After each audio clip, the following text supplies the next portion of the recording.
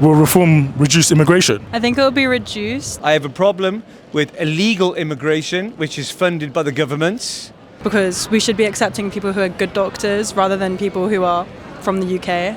They led a coup and basically got that person kicked out of power. There is no democracy in the UK. A ton of our doctors are from immigrant descent. Did the British Empire benefit or harm the world? I think ultimately the British Empire harmed the world. So today we're in the streets of London to get some answers for today's topics. Please stay tuned and let's get this done.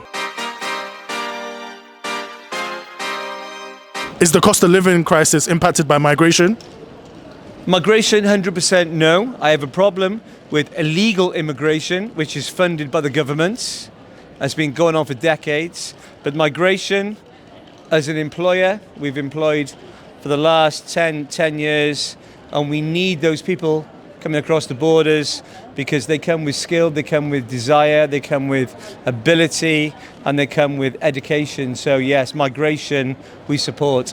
Did the British Empire benefit or harm the world? Don't talk about the British Empire. I have no support or backing for the British Empire. They're supported by the WEF, the World Economic Forum, and they're bad people. People say that they helped with the infrastructure, they helped with, democracy in other countries. What do you think about that? There is no democracy in the UK. It's all rigged from start to finish. That's my opinion. Should Britain have the right to control its borders? Yes or no? Yes, it should have the right to control their borders, but in the right manner and the right way. People think that no human on this earth is illegal. What do you think? No human is illegal. Yeah, on this earth. People think that no human is illegal, which means that everyone has the right to move to wherever. My opinion is everyone has the right. We're all born wherever we're born. We all have the right to move to wherever we want to go. I have no issue and no problem with that opinion. Yeah, we. You know what? But it's the fact is it's the government's funding the people to manoeuvre people in the ways that they want them to move, which is totally wrong, and that benefits the government and the elites and everybody else. Does that make sense? Yeah. Do you think Britain will ever, have the right to reduce immigration properly? Have the right to? Yeah. I don't look at Britain as it's a corporation. That's the problem. The corporations are running the world, and that is the issue at the moment. Britain is just a country. It's the corporations that are organising all this migration and illegal immigration, and they're all making money from it. That's my opinion. Does that make sense? Right, that's good. Thank you, sir. You think you got the answers? We've created a community. Scan the QR code on the screen to join our Discord, and the link will also be in the comments. Time I spent, yeah, that's that blood, sweating my love, checking that tug, out of the mud, bro, probably get picked up. Will reform reduce immigration? I think it will be reduced, but I don't think it should be because I feel like immigration really helps our economy grow. So even though it will be reduced, I don't think it should be. People may argue that mass immigration into the UK is causing a lot of pressure in public services. What do you think? As in within hospitals, that type of public service. Yeah, hospitals, the NHS, schools, yeah, etc. Well, I think it's kind of a difficult one to talk about since a ton of our doctors are from immigrant descent. So I feel like it's really a bad opinion to have that it's causing a lot of drama. I'd say another thing though about the medical system, I know for a fact that they're trying to have it where students can only be accepted if they've been studying in the UK, and I don't think that's right because we should be accepting people who are good doctors rather than people who are from the UK. Reform may argue that immigration is causing a strain on the benefit system.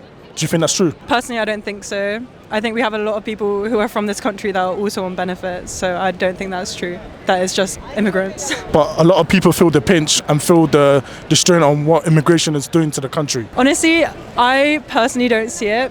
I come from an immigrant background as well. Both of my parents are immigrants, and I personally haven't seen that it reduces anyone's opportunities to work. If people want to work then they can work for it themselves rather than fighting off someone else's right to. Did the British Empire benefit or harm the world? Okay, so did the British Empire harm or benefit the world? I think ultimately the British Empire harmed the world. Again, I'm no expert, but from the little that I do know, if you look at the empire, which was the British Empire, it was a very extractive empire and not an inclusive empire. Like if you look at other empires around the world, none of them were perfect, like the Mughal Empire, the Ottoman Empire. They were much more inclusive in terms of understanding how there are like different communities and different ethnicities within their realms and actually understanding how they benefited from them. And also that any of the resources that were extracted, they were not sent to like another capital somewhere else, they were kept within the empire. However, in stark contrast to the British Empire, for example, taking India as an example, everything that was in India was extracted from India and basically brought back to the UK. For example, you had the Bengal famines, right? Like Bengal was one of the most food-rich and abundant places in the world in terms of what was growing there. But you had famines there because all of the food was like basically sold by the British, and so the food was either brought back to the UK, or from what I'm aware, the sales from that food was sent, the profit from the sales of that food were brought back to the UK. And I think even if we look into like history today, those same colonial supply chains of extracting resources and moving them from the global south to the global north, that still happens today, just under the guise of like multinational corporations. So I think ultimately the British Empire harmed the world, and I think the benefit is like negligible in comparison. People say that on the other side of the argument, people say that they brought infrastructure, they brought democracy, they brought many things. What would you say about that? Again, I'm not an expert, right? Like quite a lay person, but if you look at like democracy, for example, like I think there is like one key example. I'm not going to name it, right, because I don't want to be killed. But like there is one key example where like in the 1950s, the people of that country voted for a democratically elected leader because this person, he wanted to nationalize a resource of that country that the British were extracting and profiting from. What the British did in cooperation with another major global superpower today, and in replacement of that person, there was a dictator.